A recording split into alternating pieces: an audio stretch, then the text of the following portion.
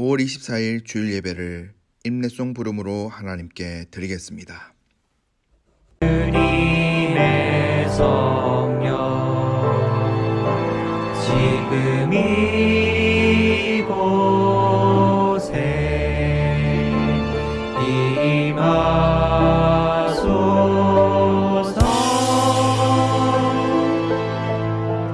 임하소서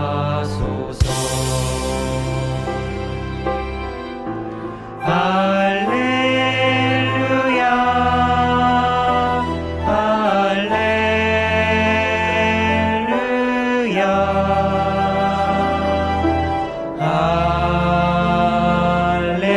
할렐루야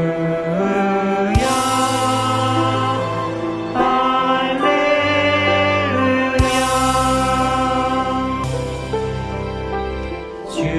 주님의 성령 지금 이곳에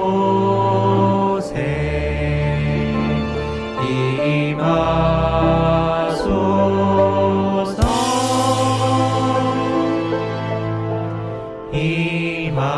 임하소서 할렐루야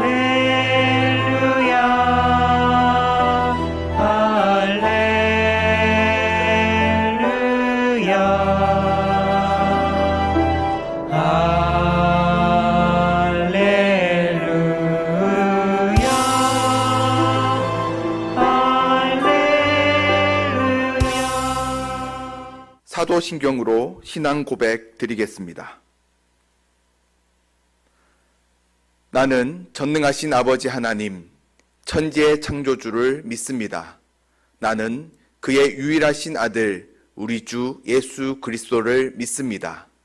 그는 성령으로 잉태되어 동정녀 마리아에게서 나시고 본디오 빌라도에게 고난을 받아 십자가에 못 박혀 죽으시고 장사된 지 사흘 만에 죽은 자 가운데서 다시 살아나셨으며 하늘에 오르시어 전능하신 아버지 하나님 우편에 앉아 계시다가 거기로부터 살아있는 자와 죽은 자를 심판하러 오십니다.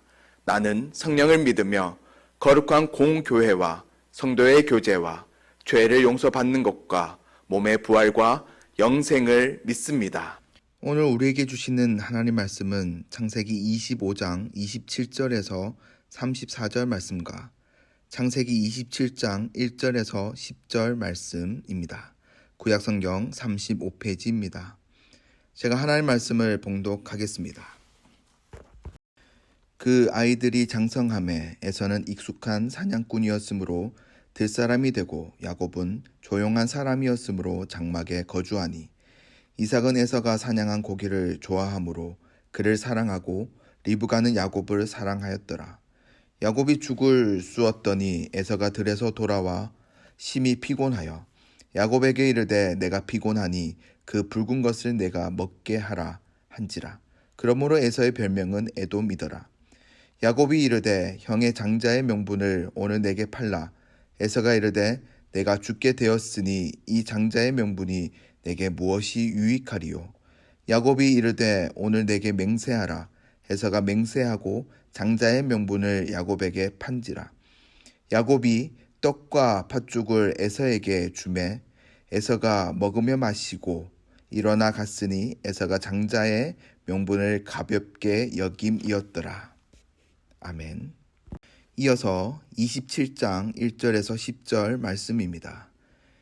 이삭이 나이가 많아 눈이 어두워 잘 보이지 못하더니 맏아들 에서를 불러 이르되 내 아들아 하매 그가 이르되 내가 여기 있나이다 하니 이삭이 이르되 내가 이제 늙어 어느 날 죽을는지 알지 못하니 그런즉 내 기구 곧 화살통과 활을 가지고 들에 가서 나를 위하여 사냥하여 내가 즐기는 별미를 만들어 내게로 가져와서 먹게 하여 내가 죽기 전에 내 마음껏 내게 축복하게 하라.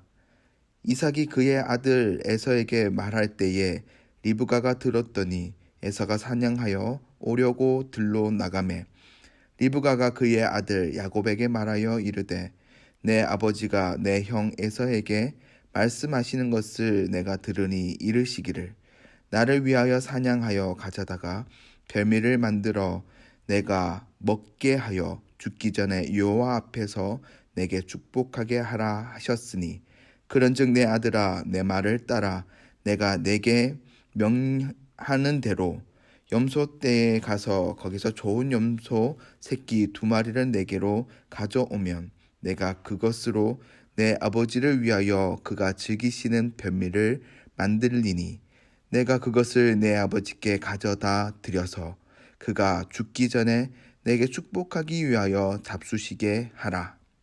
아멘.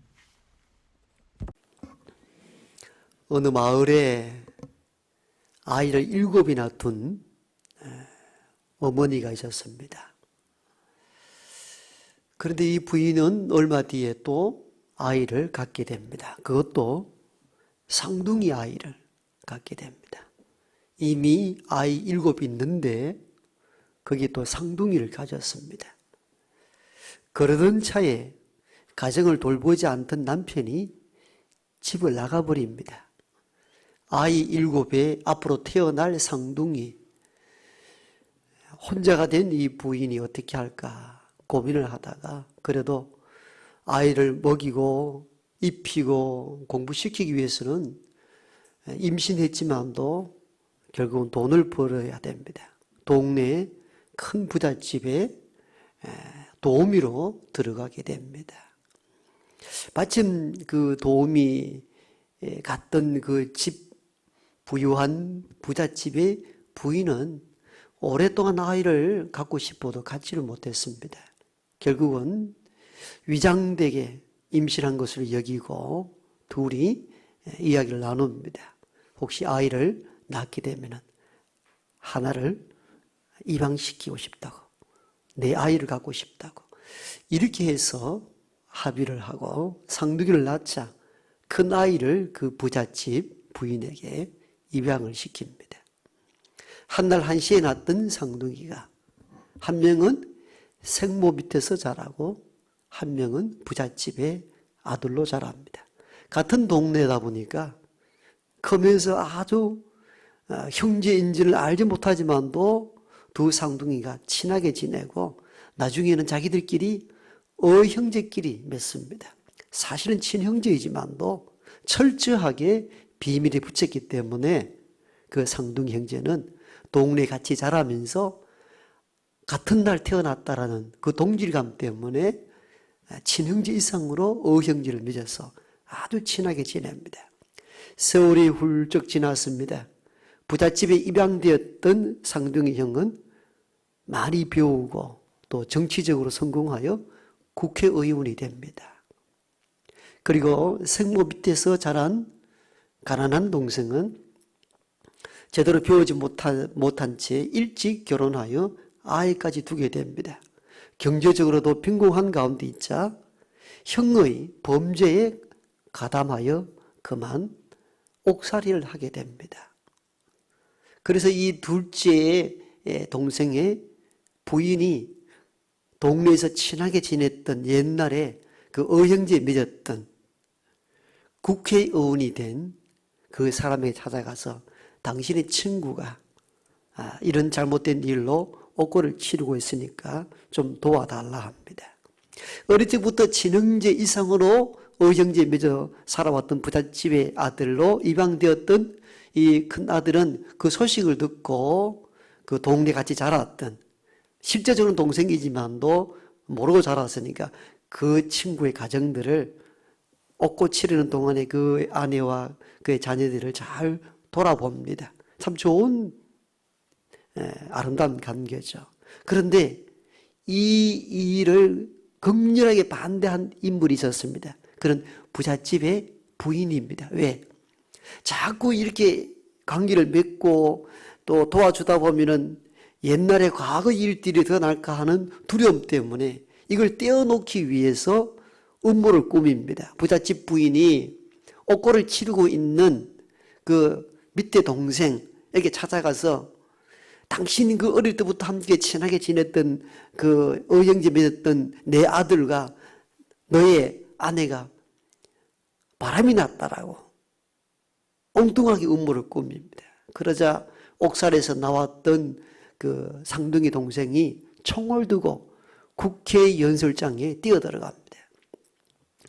어릴 적부터 함께 의형제 맺어 친하게 지냈던 네가 어떻게 나의 철을 범할 수 있느냐고 총을 두고 죽이려 하는데 그 현장에 생모가 등장합니다.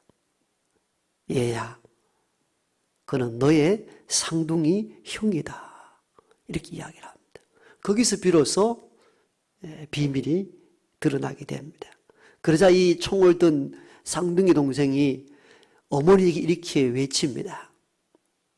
어머니, 왜 제 대신 나를 부잣집에 안 보냈습니까?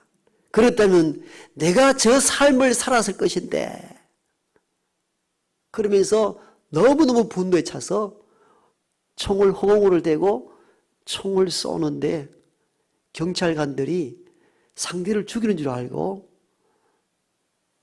그 상둥이 아리 동생을 총을 쏘고 그걸 막아주려 하다가 형도 그 현장에서 죽습니다. 둘 다 형제가, 상둥이 형제가 비극적 죽음을 맞이하게 됩니다. 20년 전에 영국 뮤지컬에서 공연되어 지금까지 1만 회 이상 성공리에 진행되어 온 블러드 브라더스라는 뮤지컬의 이야기입니다. 같은 날, 같은 시간에 태어난 상둥이 형제였지만도 어디로 갔는가? 그들의 선택이 아니었죠. 결국은 어긋난 삶을 통하여서 비극적 종말을 맞이했던 상둥이 형제에 대한 이야기입니다. 그렇죠? 같은 어머니 배에서 같은 날 태어나서도 삶이 전혀 다르게 진행될 수 있다는 것을 보여주는 뮤지컬입니다. 그런데 우리는 오늘 본문을 통해서 상둥이 형제의 비극적 이야기를 또 만나게 됩니다. 우리가 잘 아는 에서와 야곱과 에서 상둥이 형제에 대한 비극적 이야기가 성경에 잘 기록되어 있습니다. 그의 아버지 이삭은 나이 40에 결혼하게 됩니다. 그때만 하더라도 좀 늦은 나이인 것 같아 보이는데 빨리 후손을 얻어야 되는데 오랫동안 아이가 생기지 않자 이삭은 하나님께 간절히 기도하여 아이를 갖게 되어 상둥이를 낳게 되는데 그 세월이 무려 20년이었습니다.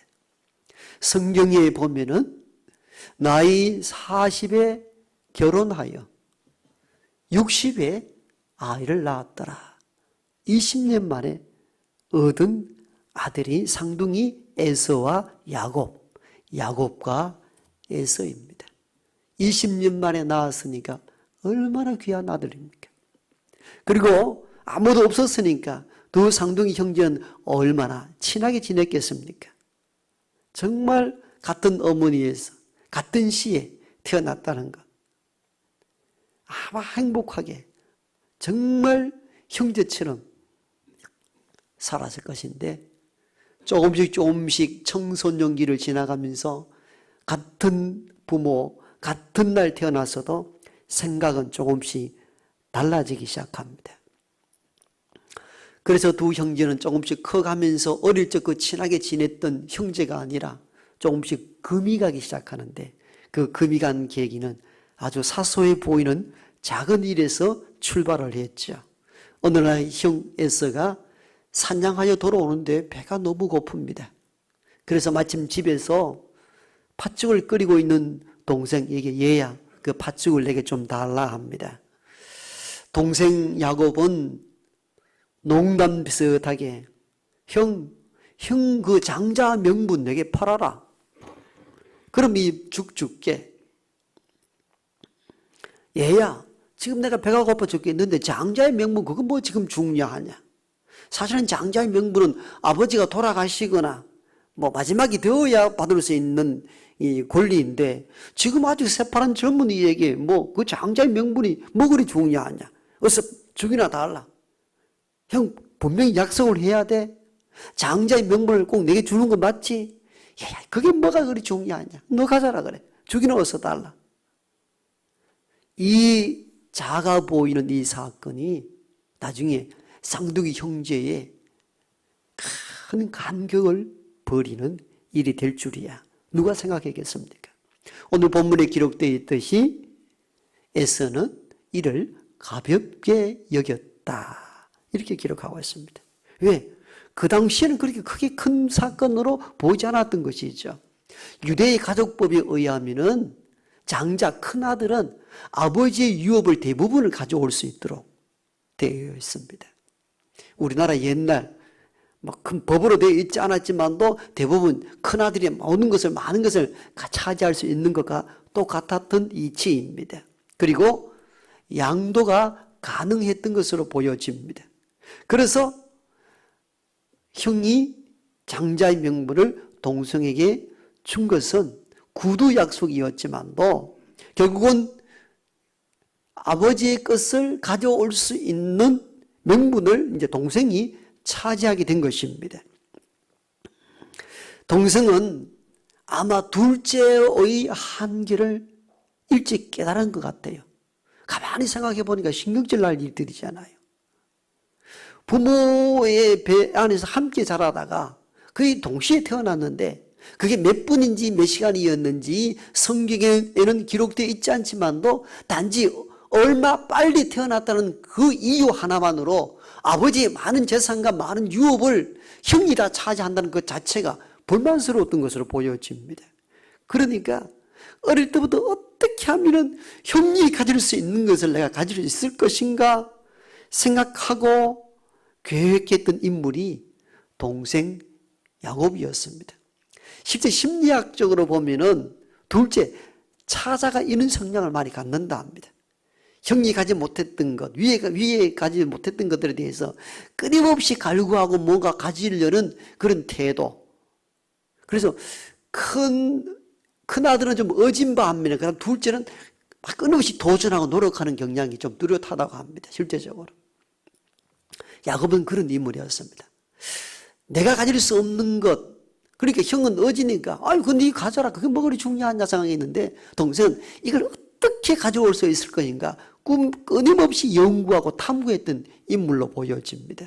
결국은 이 둘째가 형의 장자의 명분을 가져오게 된 것이고 형은 배고픈 나머지 당시는 아무 의미 없어 보이는 장자의 명분을 넘겼는데 시간이 가면 갈수록 속상합니다. 동생이 얄밉습니다. 그러나 형으로서 약속한 부분들을 뒤집을 수 없다는 것 때문에 매우 안타깝게 삶을 살아갔던 인물이 형 에서이기도 합니다. 그런데 이 작은 금이 하나의 사건으로 결국은 폭발하고 말죠. 아버지가 이제는 연세가 다 되어서 눈도 어둡고 마지막 자녀들에게 축복할 권한이 있는데 아버지가 큰 아들이 덜 마음에 걸렸던지 큰아들아 내가 사냥하여 고기를 잡아다가 나에게 요리해다오. 그럼 내가 너에게 축복해 주겠다. 그 유대의 법에 의하면 아버지는 자녀들에게 축복할 권리가 있었어요. 그리고 그 축복이 하나님께서 이루어 주신다는 분명한 믿음 가운데 하는 축복들입니다. 그래도 우리가 알다시피 어떻게 했습니까? 결국은 사냥하러 간 사이에 동생 야곱이 눈 어두운 아버지를 속이고 분장하고 내가 형 에서다라고 하여서 형이 받아야 될 축복을 자기가 다 받아버립니다. 억지로 힘들게 위험스럽게 사냥하여 돌아와서 요리를 하고 아버지 옆에 나갔더니 얘야 너는 누구냐? 내가 큰 아들이죠. 아니 방금 전에 큰 아들이라고 해서 내가 복을 주었는데 알고 보니까 동생이 꾸민 음모였습니다. 그동안 쌓였던 분노가 폭발하기 시작하죠. 전에 내가 철없었을 그때에 배고프다는 그 이유 때문에 장자의 명분을 가볍게 여겨서 너에게 넘긴 것도 정말 속상하고 미운 일들이지만도 이번만은 참을 수 없다는 겁니다. 결국은 칼을 빼어 동생을 죽이려고 합니다. 이전에는 내 개인적 실수로 인하여 장자의 명분이 너에게 넘어갔지만 또 이번에는 계획적인 음모라는 것이 참을 수 없도록 만든 것입니다. 그동안 쌓였던 것들이 폭발하기 시작해야 되고 결국은 죽이겠다고 덤비자 동생 야곱은 집을 떠나 외삼촌 집으로 도주하게 되고 그 세월이 20년 세월입니다. 참 극적인 일들이죠. 20년 만에 낳은 쌍둥이가 다시 20년 세월 원소지간으로 살아갑니다. 이런 부모 마음인들 어떻게 했습니까? 20년 애틋하게 기도하며 낳았는데 얼마 뒤에 또다시 20년 동안 아이들을 볼 수 없다는 것. 얼마나 큰 상처와 아픔입니까? 물론 형 에서가 장자의 명분을 가볍게 여긴 것 문제였습니다. 그러나 동생 야곱도 야비한 방법으로 형의 것을 빼앗으려는 그 태도도 결국은 형제, 쌍둥이 형제 간의 문제를 일으킨 가장 큰 이유요 원인이었던 것으로 보여집니다. 이렇게 해서 20년 만에 어렵게 낳은 쌍둥이는 또다시 20년이란 기나긴 세월 칼을 갈며 원수지간으로 사는 비극적 인물이 되고 맙니다. 그들 자신의 잘못도 있죠. 앞에 말씀드린 것처럼 형 에스는 너무 인생을 가볍게 살았고 동생은 야비하게 인간적 방식을 통해서라도 형의 것을 빼앗으라는 것. 결국은 양 형제를 극단적으로 원수지간으로 만들었던 결정적인 이유가 되었습니다. 그러나 우리가 성경을 깊이 읽어보면 단지 형과 에서 동생 야고보만의 문제였던가 그들의 잘못이었던가. 그러나 성경을 읽어보면 그들의 형제의 잘못도 있지만도 더 큰 잘못은 부모님들의 문제가 더 컸다는 사실들을 우리가 알 수가 있습니다. 부모님이 그럼 도대체 이 쌍둥이 형제가 원수지간을 살았던 일들에 어떤 원인을 제공했기에 부모에게 책임이 있다는 겁니까? 부모님들은 지나치게 자녀들을 편애했습니다. 본문에 보면은 아버지 이삭은 큰아들 에서를 되게 좋아했습니다. 어머니 르브가는 둘째 야곱을 사랑했습니다. 오늘 처음 읽었던 본문 25장 28절에는 이렇게 기록되어 있죠. 이삭은 에서가 사냥한 고기를 좋아하므로 그를 사랑하고 리브가는 야곱을 사랑하였더라. 아버지는 큰아들, 어머니는 작은 아들 각각 편애했던 사실들을 성경은 잘 보여주고 있습니다. 아버지는 남자답고 사냥하고 씩씩했던 큰아들이 다 마음에 든든했던 것 같았습니다. 그래서 보니까 축복도 큰아들에게만 하려고 하잖아요. 그런 반면에 어머니 리브가는 더 여성스럽고 어머니 주변에서 요리를 돕고 하는 작은 아들이 이뻐 보인 것입니다. 그래서 오늘 25장 28절에도 아버지 이삭은 에서가 사냥한 고기를 좋아하므로 그를 사랑하고 어머니 리브가는 야곱을 사랑하였더라. 이 대목만 보고 그 외의 성경의 줄기를 보면은 아버지는 큰아들을 되게 챙깁니다. 어머니는 아버지의 사랑에서 멀어진 야곱을 보듬습니다. 각자가 추구하는 패턴과 사랑이 편애적이었다는 사실들을 찾아볼 수가 있습니다. 그래서 아버지 이삭은 축복을 다 동시에 해줘도 될 법한데 큰아들에게만 축복을 하려고 했죠. 그리고 어머니는 어떻게 합니까? 큰아들을 축복하라는 것을 억지로 작은아들을 설득해가지고 형이 받아야 될 축복을 위장해서 다 받도록 조치를 합니다. 극단적인 편애. 이것이 양 형제를 원수지간으로 만들었던 이유가 되기도 했습니다. 다시 한번 돌아가서 옛날로 돌아간다면 만약에 그때 아버지가 두 아들 모두에게 축복을 했더라면 이런 가정을 한번 해봅니다. 왜? 해도 되거든요. 그런데 야곱은 창세기 45장 이하에 보면은 12아들에게 다 축복을 하거든요. 루벤부터 시작해서. 루벤은 어떤 아들입니까? 아버지 야곱의 후처를 침상에서 더럽힌 자가 큰아들 루벤입니다. 축복할 수 없는 존재입니다. 물론 경고의 말씀도 마지막 죽어갈 때 하지만도 12아들들에게 하나 루벤은 어떠하며 그 다음에 시몬은 어떠하고 레위는 어떠하고 다 축복을 그에 맞게 다 하거든요. 저는 그 마음을 알았어요. 야곱이 왜 12아들들에게 다 축복을 했을까요? 자기가 살아온 나머지 우리 아버지는 큰아들에게만 축복을 하려다 보니까 형과 나와의 사이가 이간질되고 원수지간 되었다는 사실들을 뼈저리게 경험한 인물이 야곱이었어요. 그러니까 야곱은 내 후처를 더럽힌 큰아들에게도 축복을 다 합니다. 12아들들에게 축복을 골고루 다 하고 있어요. 그래서 가정한다면은 그때 아버지 이삭이 형과 나에게 동시에 축복을 했더라면은 이런 일이 일어나지 않았을 것이 아닌가 하는 생각을 해보게 됩니다. 그리고 어머니 리브가도 마찬가지죠. 너 형이 받아야 될 축복, 너 형도 받고 너도 받도록 내가 해보겠다 해야 되는데 겨우 큰아들 사냥하고 없는 사이에 작은 아들을 설득해가지고 형이라고 속여가지고 겨우 받게 해야 될 어떤 것이 있나요?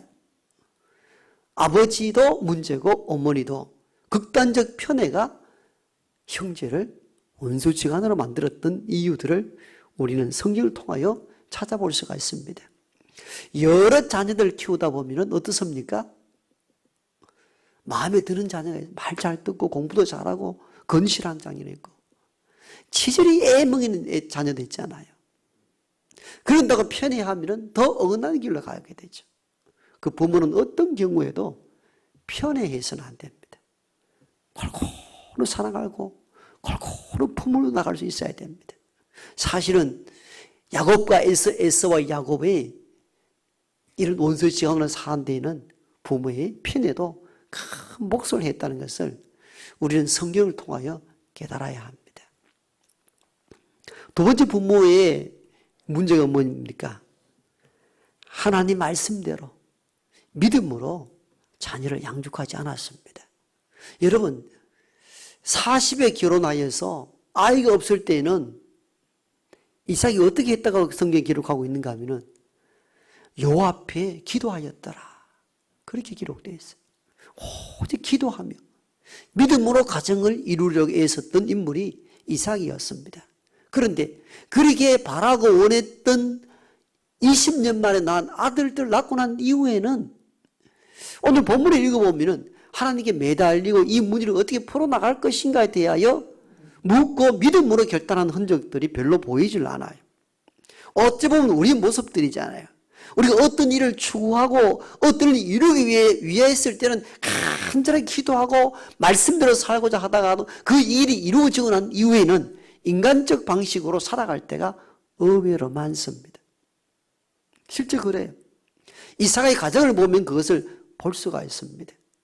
아이가 생기지 않았을 때는 여호와께 날마다 기도하며 하나님을 의지했던 이 인물이 복을 주시고 상둥이 아들을 주셨을 때에는 그런 흔적들이 줄어들고 있습니다. 그리고 상둥이 아이를 임신했을 때는 이삭에게 하나님 계시를 준 것이 있죠. 큰 아들이 작은 아들을 섬기게 될 것이라는 겁니다. 이게 하나님 주신 계시의 말씀이었어요. 그런데 아버지의 잘못이 무엇입니까? 계시의 말씀을 붙잡지 않았어요. 저는 인간적으로 아버지의 마음을 이해해요. 지금은 다 민주화되고 법률적으로 뭐 큰아들은 작은 아들인지 딸인지 구분 없이 모두가 부모의 것을 동일하게 가질 수 있는 권한이 있습니다만은 저도 아이씨 여럿이잖아요. 근데 제 마음에는 법률적으로 똑같아도 그래도 큰 놈이 좀 뻔듯하게 잘 됐으면 하는 마음이 솔직히 제게 있어요. 그러면 동생들을 거느리고 좀 이 가정이 바로 서는데 도움이 안 될까 하는 것들이 있어요. 그렇지 않습니까? 좀 바로 서면 좋겠다는 생각이 있죠. 이게 아버지 마음이에요. 저는 아버지 이삭을 마음을 이해해요. 하나님이 상둥이로 임신했을 때에 큰아들이 작은아들을 섬길 것이라 했을 때에 아버지의 마음은 어떻겠는가 하는 걸 생각을 해보게 됩니다. 아이고, 하나님 말씀 주시는데 차라리 이렇게 다 정리가 이렇게 잘 되면 좋은데 큰아들이 작은아들을 섬긴다는 것. 계시의 말씀이긴 하지만도 육신을 가진 아버지로서는 모양이 좀 그렇다는 생각 안 들었겠어요? 우리가 지난주 피택 선거를 마쳤죠. 저는 목사의 마음 이럴 때가 있어요. 예를 들면 안수 집사다 권사다 이렇게 하면은 막 어지간하면 특별한 일이 없으면은 그 이단적이고 사회 문제 없으면 그냥 나이 먹은 순서대로 좀 되면 안 좋겠나 이 마음도 있어요, 솔직히. 왜 그런 마음이 있을까요? 이 목사의 마음이에요. 그렇게 문제가 아니다면은 좀 이렇게 어른들 한 텀 지나가면은 모양이 좋잖아요. 70 다 된 어른이 이제 50된 장로를 모시고 사는 것도 쉽지 않는 거예요. 우리나라 문화 속에서는. 그런 마음이 존재하는 거예요. 실제적으로. 아버지 이삭의 마음이 그랬던 것 같아요. 하나님은 작은 아들 중심으로 신앙의 유업이 이루어진다는 계시의 말씀을 받았지만도 아버지 육신을 가진 아버지로서는 큰아들 중심으로 뭔가 이루어졌으면 하는 마음이 있으니까 큰아들에게만 축복하려 했던 거예요. 그런데 이게 사실 문제가 된 거죠. 왜? 하나님의 계시의 말씀을 붙잡지 않았던 거예요. 하나님의 계시의 말씀 뭡니까? 작은 아들 중심으로 유업이 이어질 것이라는 메시지를 전달했거든요. 말씀을 쫓지 않았다는 겁니다. 사실 우리 모두는 대부분 이렇게 살아갑니다. 말씀 받을 때는 말씀 좋지 말하지만도 실제 삶의 형태와 결단은 대부분 세상의 가치를 쫓아 결단합니다. 자, 여기에 큰 오류가 생긴 거죠. 그리고 어머니 리브가는 뭐가 잘못입니까? 똑같이 하나님의 계시의 말씀을 동시에 듣고 알았죠. 그래서 어머니 리브가는 큰아들 중심으로 축복하는 것을 인간적 방식으로 작은아들에게 자꾸 유입을 시킨 겁니다. 큰아들이 사냥한 사이에 작은아들을 큰아들을 위장하여서 아버지 축복을 받도록 했던 것은 어머니였거든요. 야곱은 이걸 싫어했습니다. 어머니 이건 아닙니다. 아버지가 알 때에 오히려 우리는 복보다는 벌을 받게 될 것입니다. 어머니 그렇게 하지 마십시다. 그럼에도 불구하고 어머니가 결코 변장시켜가지고 작은 아들을 큰 아들을 위장시켜서 아버지의 축복을 받도록 하는 결정적인 일을 누가 했는가? 어머니 리브가가 했습니다. 왜 했겠어요? 받은 말씀이 있거든요. 작은 아들 중심으로 유업이 이루어져 간다는 것을 임신했을 때 계시로 들었거든요. 그래서 그걸 억지로 이게 만들려 한 거예요. 그럼 뭐가 잘못입니까? 라고 물을 수 있죠. 잘못이 있습니다. 하나님의 약속의 말씀을 끝까지 기다리지 않는 잘못입니다. 아버지는 하나님의 계시의 말씀을 지키지 않는 것이 문제고 어머니는 계시의 말씀이 인위적인 방식이 아니라 하나님의 방향대로 이룰 때까지 기다려야 했던 것입니다. 그걸 억지로 인위적으로 끌어다가 하려다 보니까 형과 동생 상둥이 사이에 원수지간이 되었던 겁니다. 믿는다는 것은 하나님의 말씀을 받아들이는 것도 믿음이지만도 그 말씀이 우리 가운데 임재할 때까지 끝까지 믿고 기다리는 것도 신앙입니다. 우린 대부분 그렇죠. 하나님의 때를 기다리지 않고 너무 조급하여 인간적 방식으로 결단할 때가 의외로 많습니다. 이게 굉장히 위험합니다. 아버지 이삭은 하나님의 말씀을 저버려 인간적 방식을 선택한 것이 잘못이며 어머니 리브가는 하나님의 말씀을 믿었지만도 그 약속이 이룰 때까지 기다리지 않았던 것. 이것이 큰 폐단이었고 형제 사이를 20년간 원수지간으로 만들었던 바로 결정적인 원인이 되었습니다. 5월 가정의 달입니다.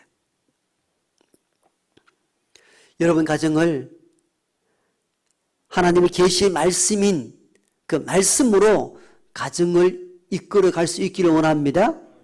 그리고 그 말씀이 이룰 때까지 인내하고 기다릴 줄 알아야 됩니다. 조급해하지 마십시오. 사실은 우리가 믿다가 다 조급하여 인간적으로 결의하고 결정할 때가 의외로 많습니다. 믿고 기다리는 것도 신앙입니다.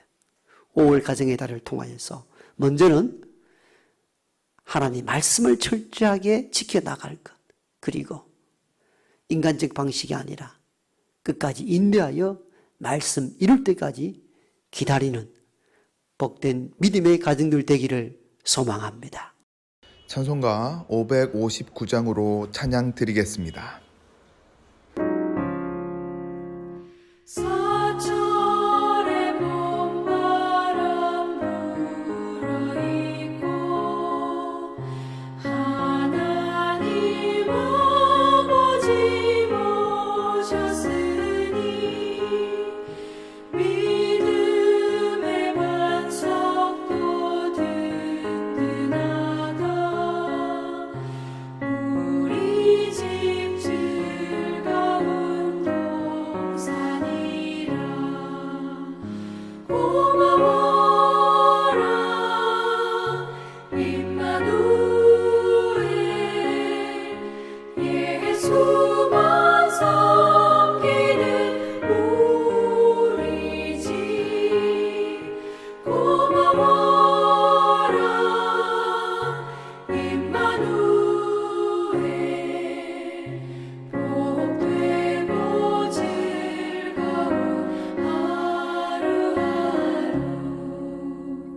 어버이 우리를 보이시고 동기들 사랑에 뭉쳐있고 기쁨과 서름도 같이 하니 한간의 조가도 천국이라. 고마워라 임마누엘.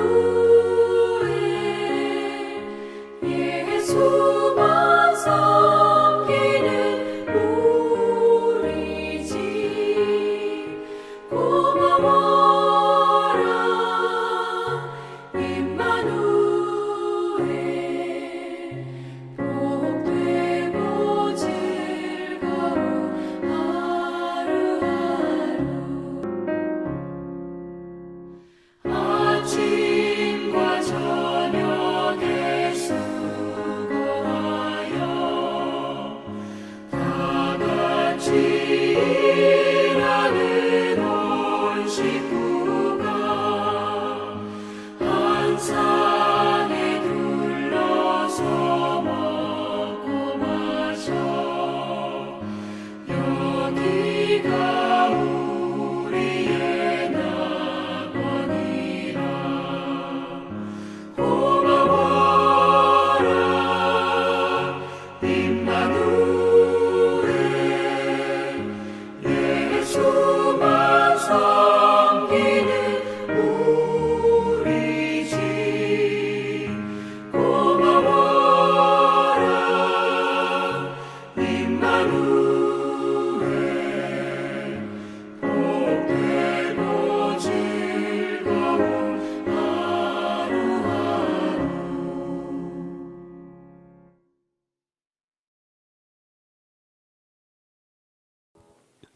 이제는 낮은 곳으로 임하셔서 우리와 함께 하시는 우리 구주 예수 그리스도의 은혜와 하나님의 크고 놀라우신 사랑하심과 성령의 내주 교통하심이 오직 믿음으로 말씀이 이루어지는 순간까지 인내하며 견디길 원하는 여기 모인 하나님의 모든 권속들과 고난과 좌절과 위기와 환란에 빠져 있는 지구촌의 모든 백성들 머리 위에 이제부터 영원토록 함께 하옵시기를 간절히 축원함나이다.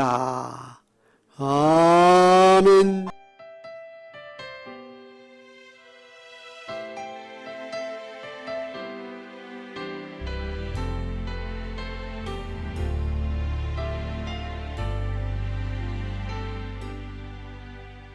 고단한 인생길 힘겨운 오늘도 예수 내 마음 아시네.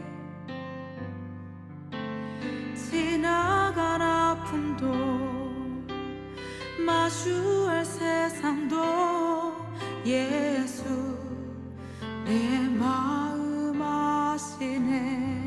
고단한 인생길 고단한 인생길 힘겨운 오늘도 예수 내 마음 아시네. 지나간 아픔도 마주할 세상도 예수 내 마음 아시네. 믿음의 눈 들어 주를 보리. 이 또한 지나가리라.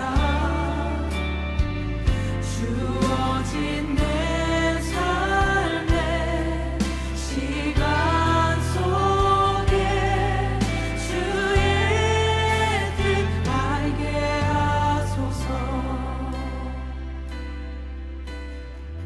하루를 살아도